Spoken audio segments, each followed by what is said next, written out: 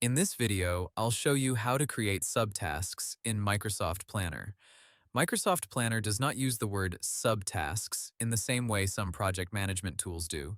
Instead, Planner gives you a feature called Checklist, which works like subtasks inside a main task card. This is useful when one task has several smaller steps that need to be completed. First, open Microsoft Planner from Microsoft 365 or open your planner board inside Microsoft Teams. Select the plan where you want to add your tasks. Now create a main task. Click Add Task, type the task name, choose a due date if needed, and assign it to the right person.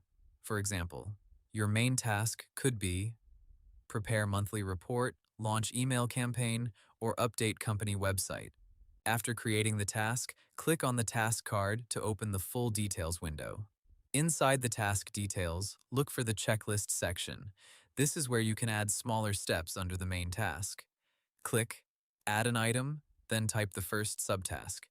For example, if your main task is Prepare monthly report, your checklist items could be collect sales data, review expenses, create charts, write summary, and send report for approval. Add each step one by one until the task is clearly broken down.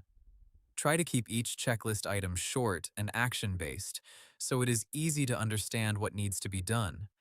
As you work, you can tick off each checklist item when it is completed. This helps you track progress without creating too many separate task cards on the board. If you want the checklist to appear directly on the board, open the task card and look for the option to show the checklist on the card. Once enabled, you can see the smaller steps without opening the full task every time. For larger projects, you may want to create separate task cards instead of checklist items. Use a checklist when the steps belong to one task. Use separate tasks when different people are responsible, when each step has its own due date, or when the work needs to move through different stages.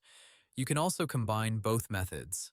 Create a main task for the overall work, then add a checklist for smaller actions inside it. This keeps your planner board clean while still giving enough detail. That's how to create subtasks in Microsoft Planner using the checklist feature. Hope the tutorial was helpful. Subscribe to my channel and see you in the next video.